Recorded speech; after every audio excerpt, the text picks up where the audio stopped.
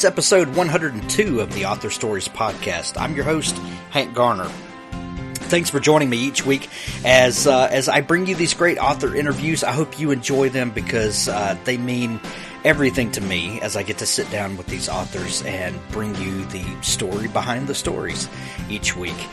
Before we get into our great interview this week, I'd like to tell you about one of our sponsors, and that's the Association of Independent Publishing Professionals. The AIPP is an organization that helps band together freelancers and people that help support the indie author community. And by that I mean people that do cover design or layout, any of the things that authors need to do what they do. If you are one of the people that provides those services, the AIPP is the place for you. Come join them, get connected.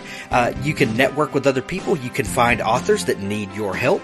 And if you're an author like me, you will find someone that has a service that you need. This is a great idea.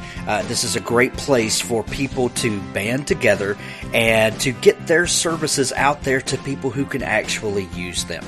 So go to AIPPonline.org and get connected with the people that can help you make better art.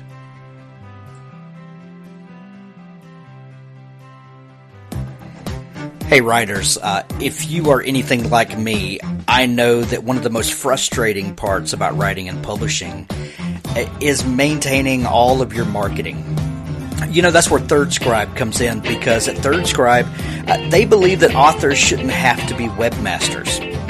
Not only webmasters, you shouldn't have to be a marketing guru, a graphic designer, or anything else except a writer. So that's why Rob McClelland and the good guys over at Third Scribe built this awesome platform. And it's a platform that pretty much handles everything for you. So here's how it works. Third Scribe is the premier social marketing tool for successful authors and cutting-edge publishers. As an author, your job is to create worlds, not get bogged down playing webmaster. And Third Scribe ensures every post happens in the most appealing way possible to attract readers, fans, and everyone else that's curious for maximum effect. If you want to create something but don't know how, then you should let Third Scribe's concierge support service meet your needs. Not everyone is born a techie, and we understand that. In fact, Third Scribe wants to be your personal IT staff, so you can spend your time writing, not dinking with your website. Third Scribe will support you so that you can do what you do best, and what you do best is write books and share them with the world. So Third Scribe will handle all that for you in an easy, tailored, and effective manner to ensure maximum sales. So go to thirdscribe.com today, sign up, and let them handle all of your website needs for you, where you can concentrate on being a writer. Thirdscribe.com. Go visit them today.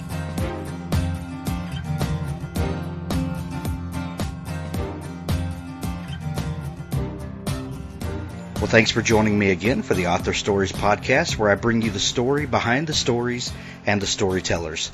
It's my great honor to welcome to the show this week Scott Pratt. Scott is an author that I discovered a few months ago because I was browsing on my Kindle and going through the KU books, which I do a lot. And I've discovered a ton of new authors by doing that. R.D. Brady, who's been on the show, I discovered her that way, and several others. But anyway, I found this book, and it had an intriguing cover, and then I read the premise of the book, and I kind of chuckled out loud at the premise. And that book was called An Innocent Client. I downloaded it to my Kindle, and about 6 hours later, I was still laying in bed and had forgotten to sleep that night because I got caught up in Scott Pratt's book. So welcome to the show, Scott. Thank you. It's my pleasure to be here. Scott, I begin each show with a variation of the same question, and that question is, how did you first know that you wanted to be a writer or storyteller? I didn't really know. I never had one of those moments where it just dawned on me. I was just sort of always drawn to it. I remember I knew I do it fairly well back in high school when I wrote for the high school publication. It was called Reflections. It was a literary magazine that our high school put out, and I contributed a couple of pieces to that.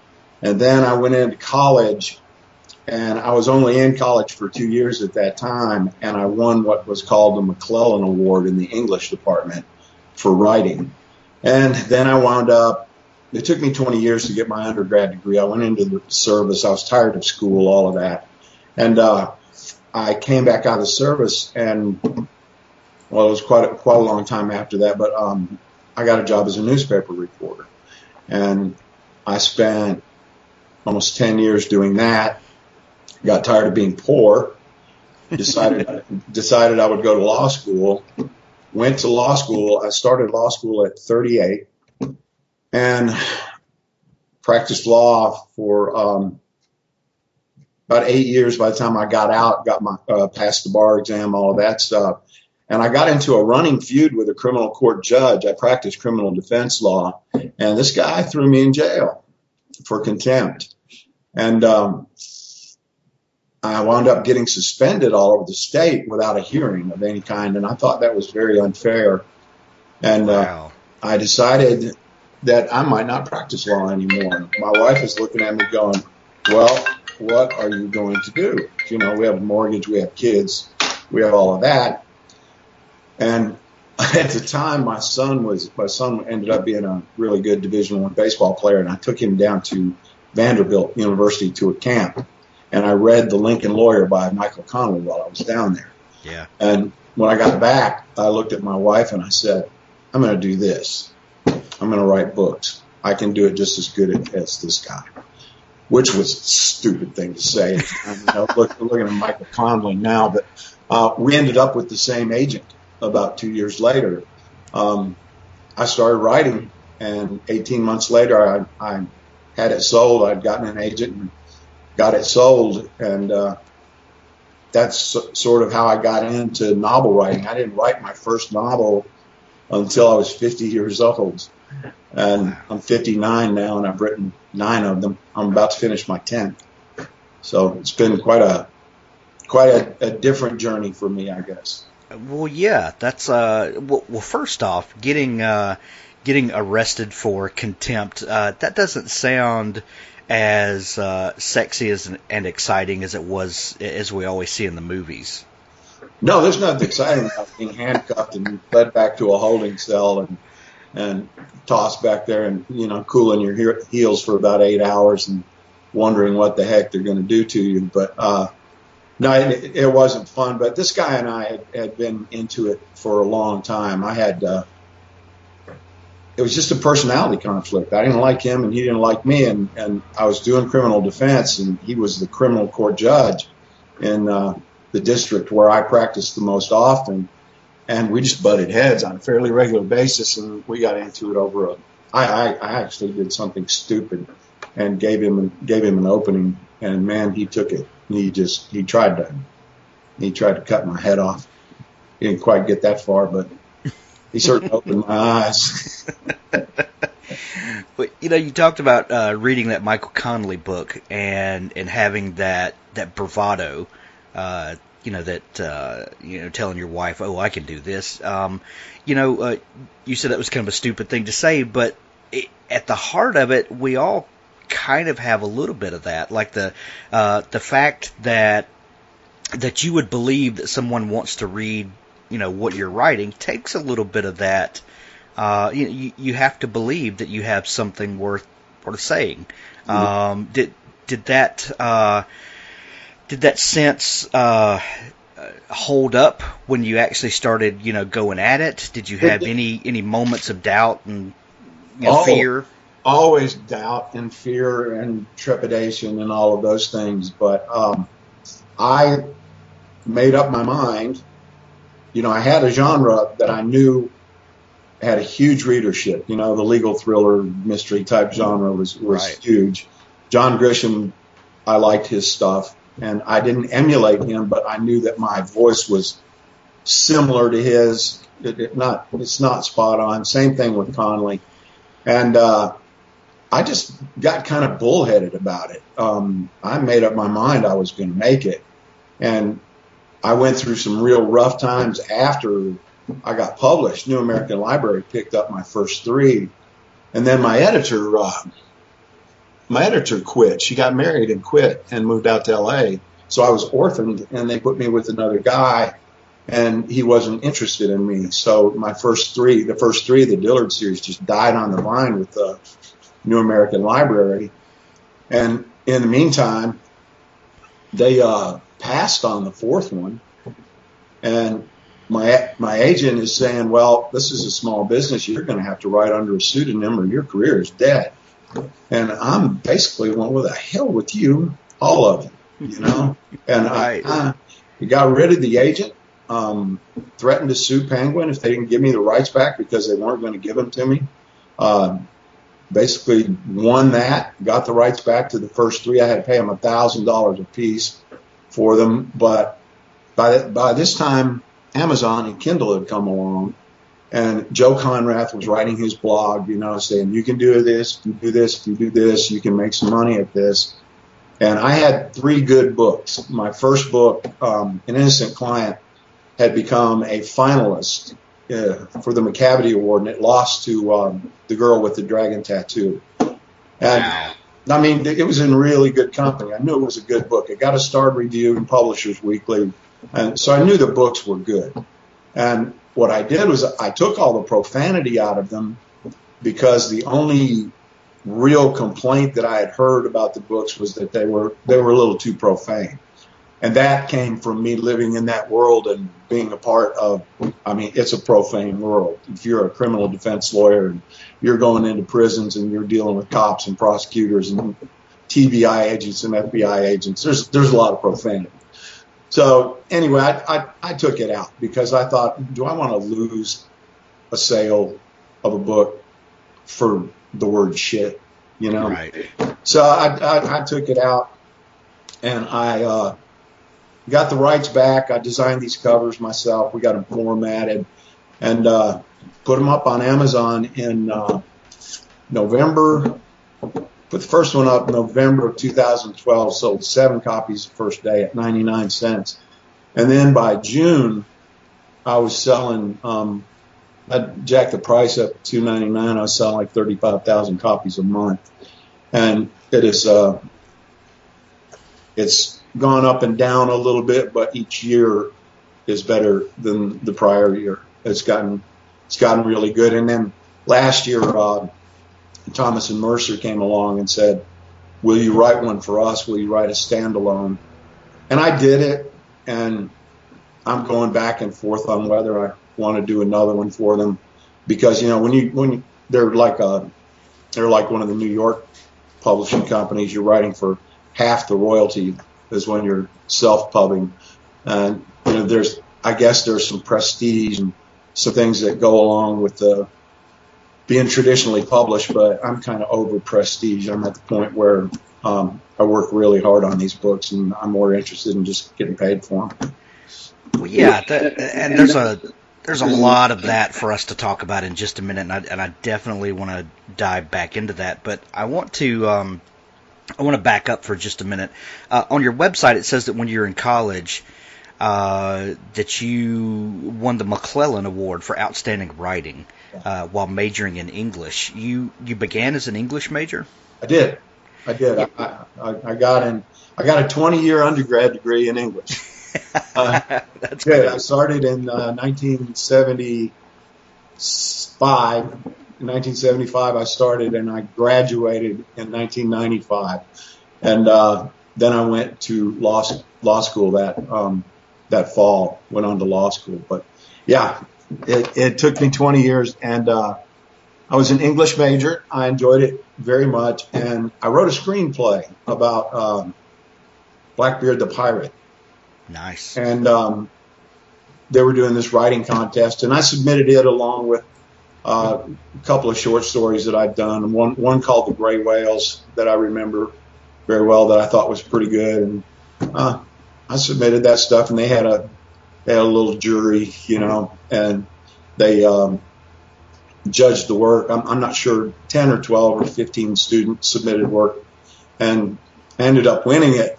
And like all English departments, they didn't have any money. It was supposed to be a $500 check or prize. And when I went to the award ceremony, they handed me an empty envelope. Oh, that's great. The chair of the department said, I'm really sorry, there's supposed to be $500 in here, but we're broke right now. That's all. Oh, that's amazing. That's amazing. It's true. So you went into the service, and did any of that stick with you? During your journeys, you said that you published your first book at 50. Was there anything in the back of your mind, before you picked up the Lincoln Lawyer? Was that ever a possibility? Was that ever on your radar that, one day I want to write a book? I thought one day I wanted to write several books, and do what I'm doing now. I really did think that, man, I sure would like to be a writer, because I wrote for the newspapers, and within 2 months of me writing for the newspapers, and when I started, I was covering education, and I did a little bit of crime and a little bit of stuff, but within a month, maybe 2 months, they gave me my own column on Sunday, and I could write about anything I wanted to. And I had a blast doing that. And it was an extremely controversial column, because the area where I live here in the mountains in northeast Tennessee it's the buckle of the Bible Belt. And I would poke fun at some of the institutions here, and people didn't have a real good sense of humor about it sometimes. But it was a lot of fun for me, and I think a lot of fun for them, because I got more mail than anybody in the history of the newspaper, so a lot of people loved to hate me. Of course. They either loved me or hated me, but doing that was when I realized that I could move people. Yeah. You know what I mean? I could make them laugh. I could make them cry. I could make them angry. I could do a lot of different things. And then when I got into practicing law, this is a really interesting moment in my legal career. There was this one judge, criminal court judge, not the one that put me in jail. He's a different guy. And I would write, you file a motion in front of a judge if you want him to do something. And in support of the motion, you file a brief of law that argues your point, and you support it with law. And I did that on a regular basis, and this judge would read my stuff. And one day I walked into court, and he's sitting up there on the bench, and he said, "Mr. Pratt?" "Yes, sir." "I don't want you to support any more briefs in support of your motions." And I said, "What?" He said, "They're too persuasive. I read your stuff and I want to be on your side. I would rather just do the research myself. Don't do any more of them." And I just thought, well, I can persuade people too.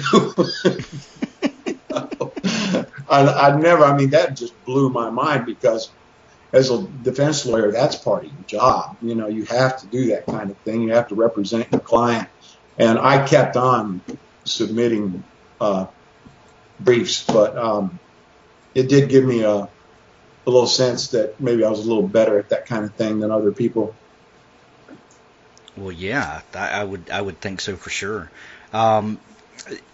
Over the course of these 100-odd episodes that I've done, a couple of themes kind of pop up all the time. One of those is that most of my guests, I would say 90% or better, say that they've always had the sense that they were a writer, or at least a storyteller, that they always had an aptitude for spinning a yarn or making everyday observations and being able to describe them and embellish them and hold an audience's attention more than the next person. That is an overwhelming thread that I see running through all of these. And the other one is that most people don't start writing until a little later in life. I've only had a couple of guests that began in their 20s. Most people begin in their 30s, 40s, even 50s. What about for you? You've, I mean, as we talk about your history, there's all these threads of storytelling that were there, even when you tried not to be a writer or a storyteller, it just came out. It did, or it came back. Yeah, it always comes back. Do you think that that's something that some people are born with, or is this a product of our environment? Where do you think it comes from? I very much think that you have to be born with a knack for it, and I don't know if that comes from DNA. I don't think it comes from environment. It didn't from mine. I wasn't born into a family of storytellers, and I'm not a good verbal storyteller. I do much, much better sitting in a room by myself and just seeing it in my head and doing it that way. I basically write movies almost because, I was raised in the television era, going to movies, that kind of thing. And so I see things, I write very visually. Going back, the old timers, like somebody like, Mark Twain, for instance, no TV around. The guy probably never went to a movie. He wrote in longhand. But he had a knack for it. And I don't know exactly where that kind of thing comes from. It's, I can sing. I can play the drums. I can play the guitar. I'm not great at the guitar, pretty good drummer, and I'm a pretty good singer. But there are just some things that, people are born with. And I like to think I'm a decent writer, so something, I just feel like I had a knack for it. Now, I've worked at it. I've worked and I've studied people that I admire, and I've studied plot, and I've studied structure, and so I've worked at the craft, and I've written thousands of hours now and thrown a lot of stuff away. But I think you have to have that basic just knack for it. Yeah. Do you think that you could have written to the level that you write now when you were younger? No. Well, maybe to the level, but it would have been very different subject matter. Yeah, it would have been satire almost. It would have been more comedy. I just wasn't as mature, and you have to. I don't think you can manufacture experiences. You have to have certain experiences to be able to write about them. You can research some things to death and still not get it right.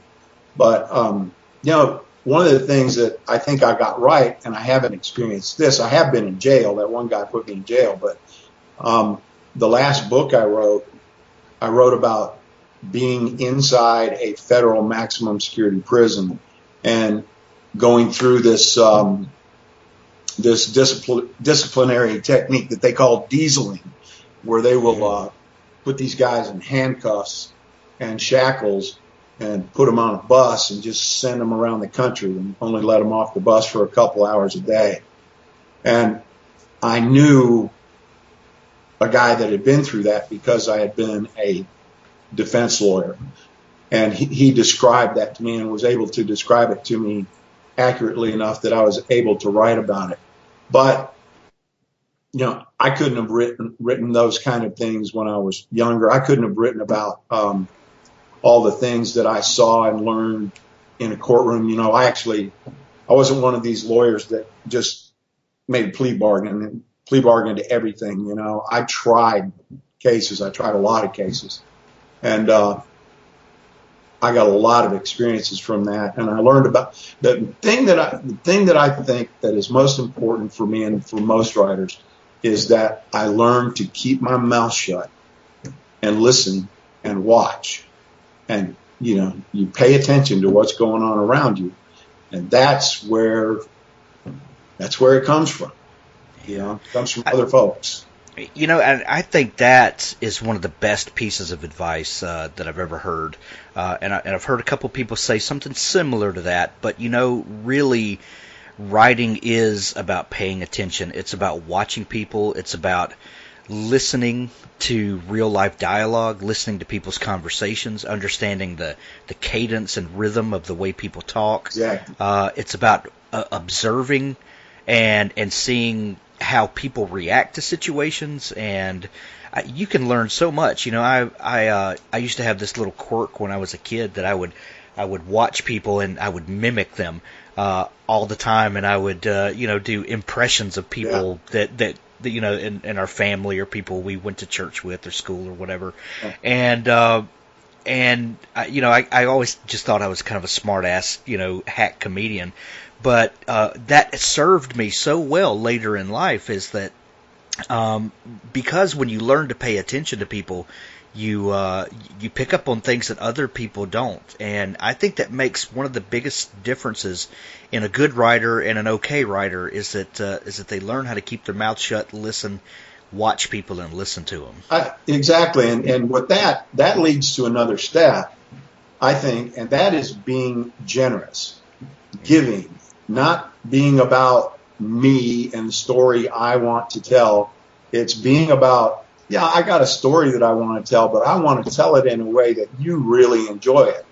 And I think that writers need to be extremely generous people and try to put their egos in their pockets and get out of their own way. That's it's very difficult for a lot of people to do because a lot of writers want to show everybody how smart they are. You know, they want to show, they want to run their political beliefs up the flagpole. You know, they want to preach at people, whatever. Right. I try very, very hard to avoid those things and just try to give. You know, try to give a reader. I mean, they're going to pay for it, but the way I'm doing it now, they're not paying a whole lot for it, and I'm going to entertain them for 8 hours for $4.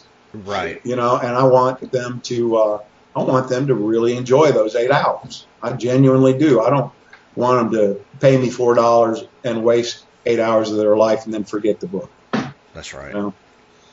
I completely agree, and it's so weird because you know, some people will fuss about the price of books and things like that, and there definitely is a divide between self-published authors and traditionally published authors in the price of work, and we can talk about the chasm between the two, and it's huge. Where one of your books is $4 and a new John Grisham is going to be $25, you know, when it comes out in hardback, and that, you know, those two things that's an entirely other problem. That's an all-day right conversation. That is an all-day conversation. But, you know, let's just say, for instance, that $25 is the fair price, and someone gets 8 to 10 to 12 hours of entertainment out of that. You can't go to the movies for that. Oh, it's cheap entertainment. It is cheap entertainment. I think we lose sight of that. Yeah, what Amazon has done is made entertainment costs just a fraction of what they used to be. You know, my Amazon is all about being customer centric. I committed to them. I mean, I went full bore with Amazon back in 2013, and that battle was raging. That traditional battle, but the guys that were championing the traditional battle were not living in their mother-in-law's basement like I was at the time, because the New York publisher had mid-listed me and was going to put my books out of print and didn't give a damn about my family or whether I was making a living. The guys that you see that are really championing that New York movement are Lee Child and James Patterson, and guys that are making $50, $60, $70 million a year. Right. You have all of these people. To me, Amazon has opened it up where people like me, while I'm not ever going to be at that level, I'm making a really, really good living. And I do this for my family. It's how I support my family. And so I'm in the Amazon boat. I'm doing the hybrid thing with Thomas and Mercer, but I'm almost wishing that I hadn't, because I'm not getting a whole lot of marketing support out of them for the book that I wrote. Plus, I'm working for half the royalty. So it's to each his own, as far as I'm concerned. I'm with this almost the way I am about religion. You want to go over there and do that, go ahead. I'm going to go over here and do this, and I'm not going to judge you. You do what you want to do. Yeah. Let me do what I want. On the show, I try to be platform agnostic, and I opened the show. I opened the show to traditionally published authors and to self-published authors. And honestly, when I first read your book, I didn't know. I didn't even pay attention to whether you were traditional or self-published. It didn't matter to me. And I got into it, and I said, "Oh, I'm a Scott Pratt fan," and I started downloading your books to my Kindle. But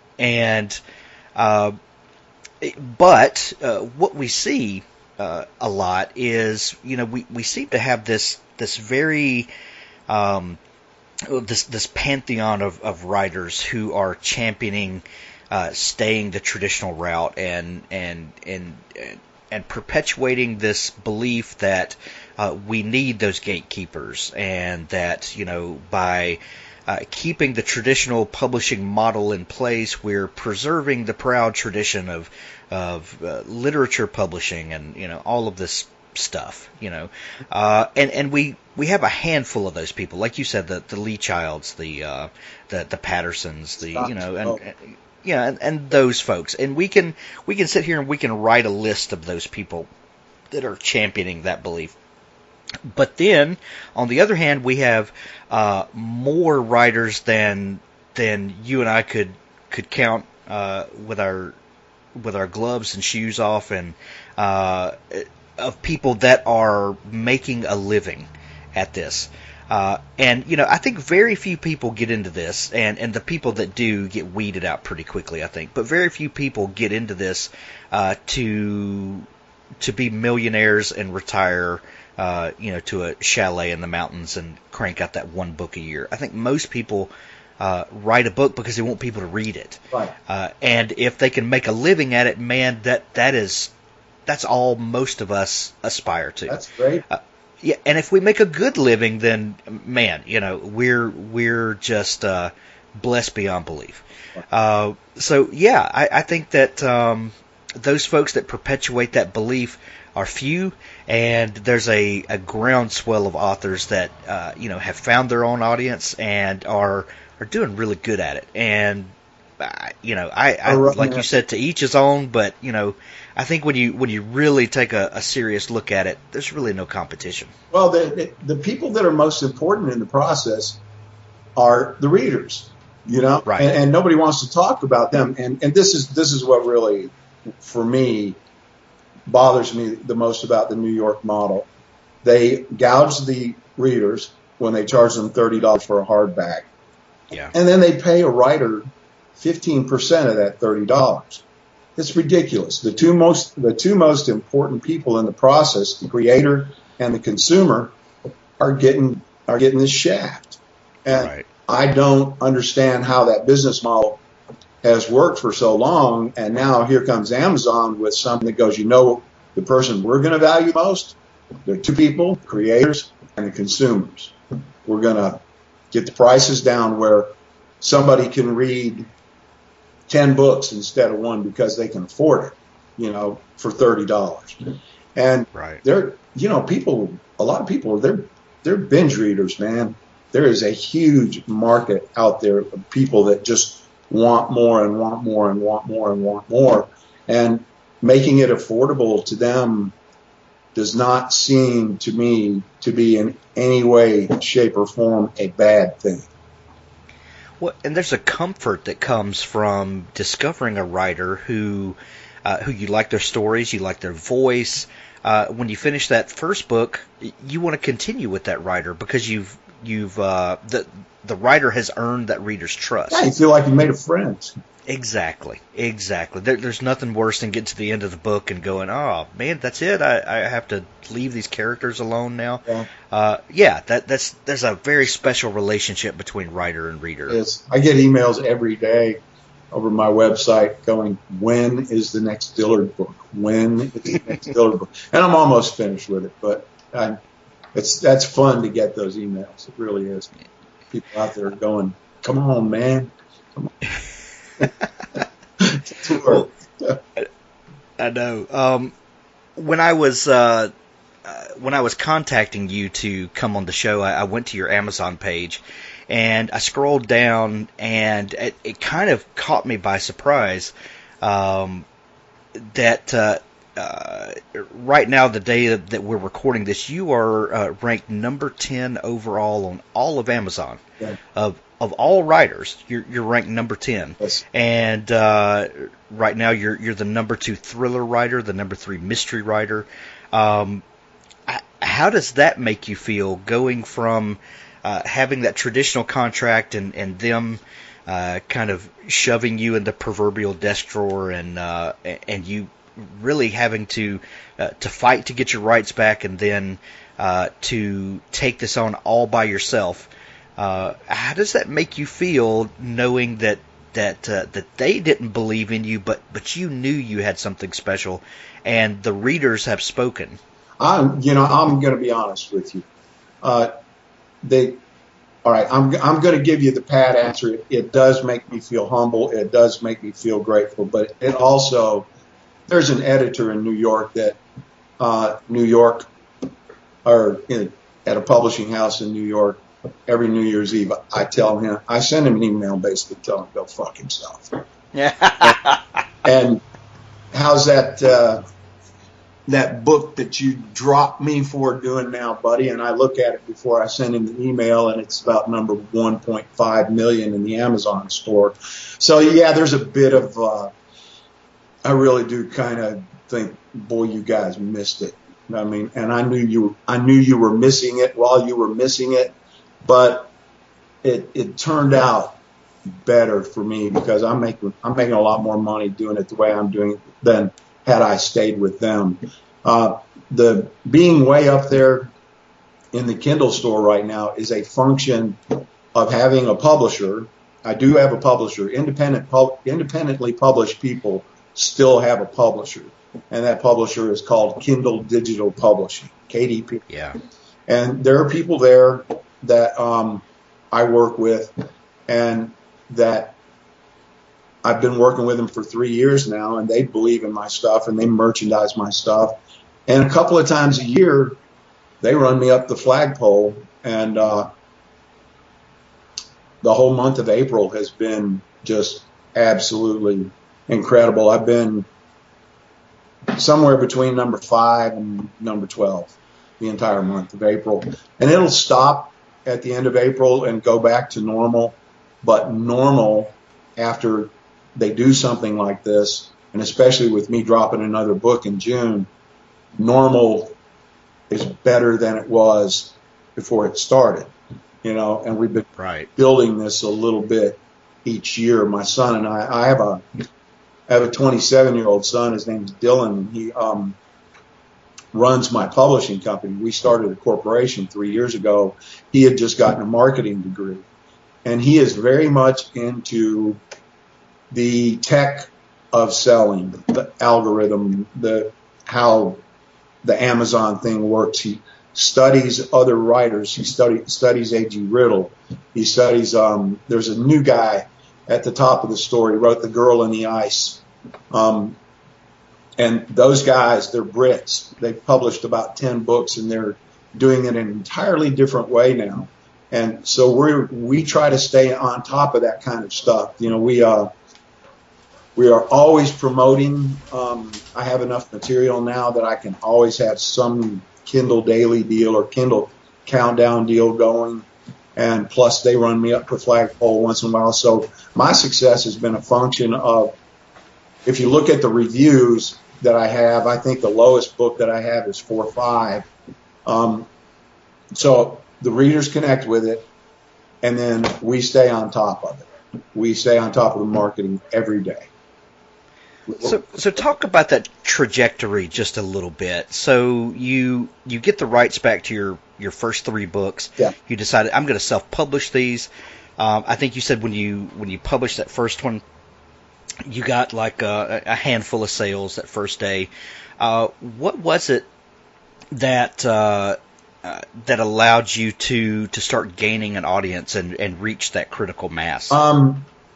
It was a couple of things. I had 2 more books in the bag that I had written during these 2 years during this year and a half while I'm trying to get the rights back from New American Library. So I published 5 books in a 4-month period, and it just drove it up the algorithm. I left them at 99 cents for a month, and then I started to get, selling about 300 a day. And I said, okay, I'm only making 30% here. I'm not making much money. I said, all right, let's take them to $2.99. We'll probably never sell another book, but that's good.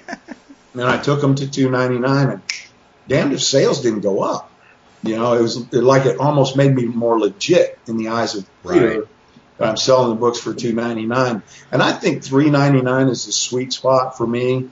I have my first book, An Innocent Client. I'll probably leave it at $2.99 just to get people into the series. And then if they like it, $3.99 is not that much to pay, And I have the 5-book series. I have different deals the way I do it. But after I caught the early momentum, I'll just tell you how much I made. I made like $390,000 in 2013, the first year. The year before that, when I was with Penguin and trying to get back, I had made $1,500 on Amazon. So I go from there to $390. The next year, we keep working on the stuff. I drop another book. It goes up 20%. The year after that, it goes up about 20% more. So I'm well over $500,000. This year it's going to be better than $1 million. I mean, it's just growing and growing. That's incredible. So, do you attribute having a good back catalog to kind of spurring some of those sales and helping you build that audience? Absolutely. Having 7 in a series, about to be 8, gives me the opportunity to have something on promotion, because you have these 90-day windows in the KDP program. Right. I can have something being promoted all the time. Every quarter we sit down, my son and I sit down, and we plan out what our promotions are going to be. And then occasionally we'll get an email from Kindle Digital Publishing saying, hey guys, do you mind if we do this? And every time I get one of those emails, I say, oh no, I don't mind at all, because they make a lot of money. Right. They have all of this muscle behind them. So it's just been an ongoing process. I don't have any intention of quitting now. We've got a lot of momentum going. We'll see how it goes. I'm going back and forth with Thomas and Mercer. They want me to write 2 more books, and I'm not sure if I'm going to do it. I probably will. But I'm 60, and I have a limited number of bullets left in my gun. So I have to figure out, which bullets I'm going to use and which targets I'm going to fire on that. Right. Does it kind of tick you off when Thomas and Mercer and these folks come calling after the fact, and then all of a sudden, hey, we really would like you to come write books for us? And do you ever get that kind of chest puffing out? Like, well, you guys over there on the other side of the hall had your chance, and do you? Is there a fight to not just dismiss those offers when they come? Yes. And I'm assuming that wisdom prevails, and you say, okay, well, I have to weigh each thing separately, and maybe this is a good deal. It's interesting that you say that, because I wouldn't do it for 2 years. I mean, they came and I said no. They came back and I said no. And then I got to thinking about it, and I thought, all right, Amazon might be the only publishing company left on the planet in 10 years. I mean, that's probably not true, but they're just getting bigger and bigger and bigger. And here Thomas & Mercer is their thriller mystery imprint. And do I want that kind of marketing muscle behind me? If they decide that, yeah, I might be one of their guys, because you know how that goes. It's you might be one of their guys or one of their girls, or you might not. I'm not really sure who makes those choices. It's sort of a mystery to me how they make those choices. But I thought, what the heck, I'll go ahead and I'll do one for them, and we'll see how it goes. So I do Justice Redeemed, and I go down to Raleigh and I meet them all right before it launches. And they're great people. I really enjoy them. The book launches, and it's their most profitable. It's the most profitable launch in the last quarter of 2015. But they piggybacked off of my Dillard series. They didn't give it any real marketing support. And now I've had enough time to see that they're not. So I'm going, well, why do I want to do another deal with them if they're going to use my people and not really use any of that muscle that I thought they would use for me? And that book is ranked. That book is rated 4.6. It's people really like it. But well, and it looks just like your Dillard series. It does. Books. It looks like the Dillard series. They copied your cover. Feel. Yeah. The protagonist is younger. He's hot-headed young guy. He wound up going to prison, falsely accused of murder. But the book is one of those. It's one of those roller coasters. You just strap in from the very beginning. Here we go, and I think it's a really, really good book, and I think they should really be getting behind it. But for whatever reason, they're not, and I still doing okay. It's ranked like number 1,000 in the Kindle store. It's doing okay. I shouldn't be complaining. That's how spoiled I've gotten. Well, but you're in the unique position to be able to stand back and take a real a critical look at how it's actually doing, and not be blinded by the magic fog of the publishing industry. I'm going to get published. Yeah, I remember that. That well. But yeah, now I'm kind of cynical toward those people and the traditional guys, and I hate it. But it comes from experience. I mean, it comes from somebody just dumping me and not caring what happened to me. And I realized then that, hey, it's business, and that's the way they look. That's the way they look at it. Then that's the way I need to look at it. Right. Let's talk about creative process for just a minute. You mentioned early in the interview that one of the first books that you put out, you decided to strip out most of the profanity. Was that an innocent client? It was. When I read the book, I didn't notice one way or the other whether there was much profanity or not. I think the story has some very gritty parts, right. And the protagonist and the antagonist are all very real to me. They were very. I didn't notice. I just kind of got lost in the story. That's a good thing. That is a good thing. So when you brought that point up, I was sitting here while you were talking, thinking if I remembered, much, because the characters were very well realized without going into the gutter, air quotes, so to speak. Can you talk a little bit about balancing that? Because I think a lot of new writers really struggle with that because they want to maintain their artistic integrity, and you hear writers say, "Well, this is what the character would say, so I have to say what they would say in the way they would say it, or I'm not doing my character justice." So how do you tell the story of a person that most of us would never encounter, make them believable but not isolate a percentage of your audience? Well, number one, it's my character. I'm creating it. So if I want it to not use curse words like the F-bomb or like goddamn offends people, Right. those are the two words that offend people the most. You know, shit is the most versatile word in the entire language.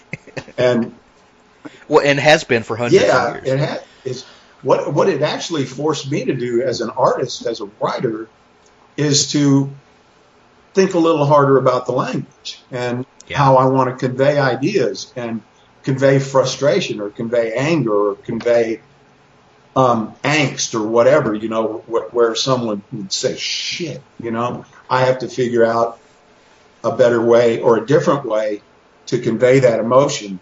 And I think it's made me a better writer, taking that kind of thing out. Now, I can't disagree with the notion that some characters are going to use filthy language. And even in in Justice Redeemed, I'm in a prison system, so there's more profanity in that. But I have a little more control over the Dillard stuff and the way I set things up. So I just dialed it back a little bit. But, you know, this being true to your character, and my character would say this under these circumstances, well, it's your damn character. You're the one putting the words in its mouth. So if he doesn't say it, he doesn't say it. And so that's sort of the way I think about that. And like I say, I'm writing for others. I'm trying to be generous here. I'm not trying to be selfish. And to me, it's almost selfish to say, well, my character would say whatever, and not think about this woman out in Nebraska who's reading your book and reads that and feels very uncomfortable while reading it. So that's the way I feel about it. It really holds your so-called artistic integrity higher than your audience's enjoyment of your art, and that only lasts so long. You can only isolate, so many audiences so many times. Well, if you want to eat, if you want to eat, if you want to, and there's an element of it. It's a balancing act, and it's an old argument. Are you an artist or are you a sellout? I think people can be both. I mean, I think and I don't think making a living at writing is selling out. I think it's being good enough at something. It's like calling, I'm nowhere near the level, but it's like calling Prince a sellout. The guy's just a tremendous talent, and people love him, and they pay music to listen to his music. It's the same kind of thing. Right. I think that's a great analogy. I like to think of profanity in writing as punctuation.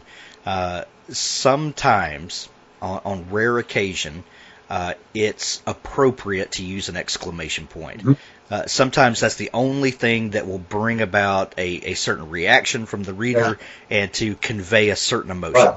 Right. But if you put exclamation points at the end of every paragraph, people are not going to make it past page 2, and they're just going to move on to something else. My wife puts 2 or 3 exclamation points at the end of every sentence.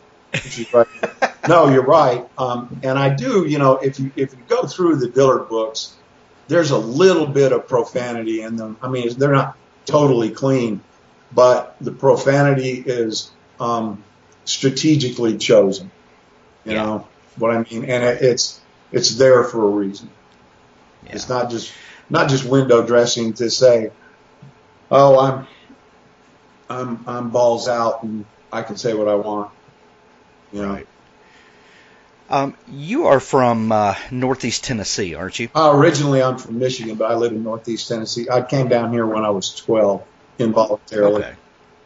So you're a transplant. I am. Man. I live in rural Mississippi, and a lot of the things I write are very very, very much ingrained in this kind of Southern tradition, and a lot of the place is one of the characters. Do you feel like regionalism and a sense of place carries over into your writing? Very much so. Is that something that you consciously work at? Very much so. Number one, this area is extremely conservative, but it's a real interesting place because we have a university right in the middle of it now that has 20,000 students, and it also has a medical school and a pharmacy school and a really good school of public health.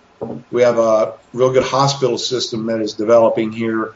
So we have this clash of cultures that has occurred over the last, say, 40 years, and we still have the cliques in the mountains and the rednecks. We still have that cliquish, culture, but we also have this more this academic, more cosmopolitan, I guess you would call it, culture here, and those two things bouncing off of each other all of the time, plus the physical beauty of this place, the ruggedness, I think reflects the people. Plus there are a couple of different ways to look at the mountains. The mountains can either be protective or they can be a prison. And it depends on your attitude about them. And I've used them both ways. And I use the setting a lot to support my themes. Sometimes I use them as metaphor, but I use the setting here a lot. I love this place. It's really diverse, and the stereotype is Bible Belt redneck, but right. It isn't like that. And when there's some of that here, just like there's some of that everywhere. There's extremism everywhere, but you get out into the courtrooms and you run across some. It isn't the old country lawyer sitting down there taking all the cases now and trading for milk and eggs and all that. It's all it's real stuff going on here. So I enjoy that. There's still a lot of nepotism in the court systems. They haven't rooted that kind of thing out, and that's all related to county politics and some city politics. But that to me is interesting even. So I try to use it all, man. I've seen it. I've been around here 40 years now, and I've seen it all. I've been in the middle of it. So, what is your daily writing practice like? Do you have is this something that you work at every day, the writing, or do you have certain times set aside for writing, certain times set aside for marketing? Just kind of what's your creative process like? Mine is all about the creative end of it. I let my son handle the marketing side of it, and he does a great job, and I pay him really well to do it. But he and I talk about marketing things in the evening. When things are going well, my wife is sick, and so that gets in the way sometimes. But when things are like a good day, is I roll out of bed about 6:30, 6:45. I'm upstairs writing by 8 o'clock, and I'm basically done by noon, unless I feel like I just have to go back. And then when I get toward the end of a book, I do go back, and I'll spend 8 hours instead of 4. But kind of for me, 4 hours, maybe 5, and I'm worn out. Mentally, yeah. I'm drained, and I have to recharge the batteries and wait till the next day.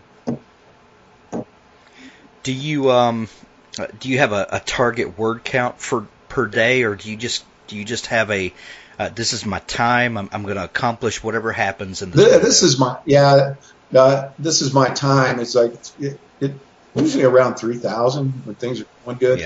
Yeah. But then I always go back the next day and I start and I read what I've written the day before, and of course I fix the mistakes that I made, the little things, and then if I want to tweak a character or if something has come up during the night and I want to go back, say 50 pages, and there's some little plot point I want to tweak, I do that before I get into the writing the next day. I always kind of go back over what I've written and think through things and do it that way. Do you think that helps you when you get to the end of the book, that you have a better realized first draft that as you edit as you go along? Yes. I try to do that too. As I go, I'll go back and read, and I'll edit as I go. And at the end of that, you really have a good sense of the story, and you, at least in my experience, you don't have a lot of holes and major problems that you have to fix. Right, and getting to the end of a book and having a big hole or a big problem, I mean, you don't want that. You just don't want to have to go back, and because then you have to come up with maybe some kind of coincidence or something stupid that just blows the integrity of the whole novel. I'm one of these guys that I like to get a bunch of plates spinning is my analogy for it, and then at the end try to get all the plates down without breaking any of them. During the climax and right after.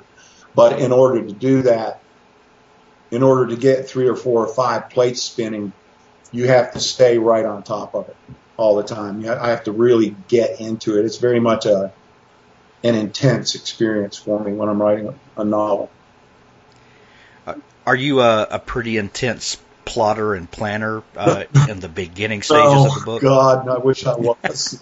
No, I start with a sentence. I start with a small idea, and then it just sort of grows organically. I've tried it a couple of times. I've tried, doing a synopsis and an outline and all of that, and I felt like it made the writing stale both times for me.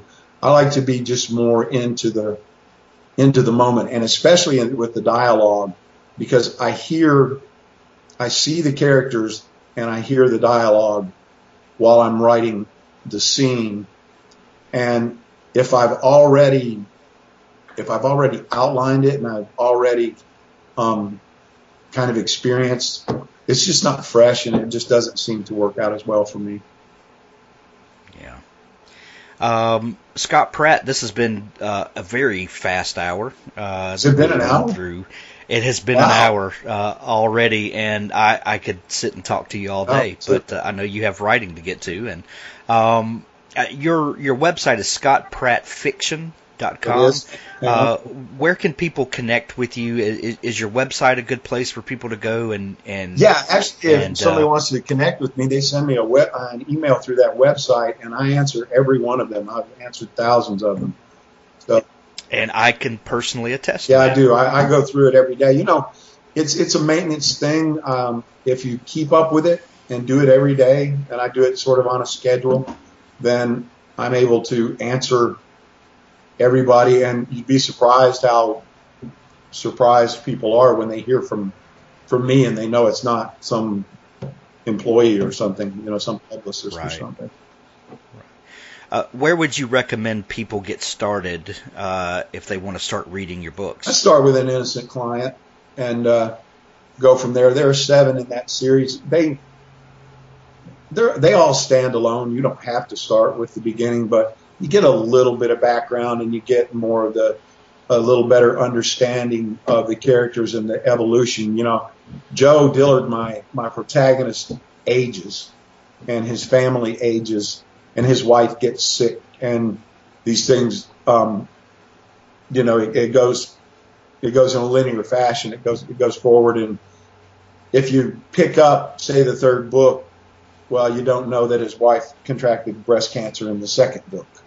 So it's probably better to start there. And then I wrote this little literary fiction thing when I just wanted to take a break called River on Fire. And it might be my favorite book. It's my shortest by far. but I really enjoyed it. It's about an orphan growing up back in the late 60s during all the violence. And that's called River on Fire. Yes, and it actually was inspired by my father and mother took me to we lived all straight from Detroit. I was this huge Tigers fan when I was a kid, and they took me over to see the Tigers play, and we were coming back. The Detroit River was on fire. They had polluted it so badly that something sparked some chemicals in the water, and it was burning. And so that's where the title came from. Wow. I'm going to go pick it up. I'll give it a read. That sounds fascinating. Okay. Scott, thank you so much for taking time out of your busy schedule to come on the show. I really appreciate it. Thank you, Hank. I've really enjoyed talking to you.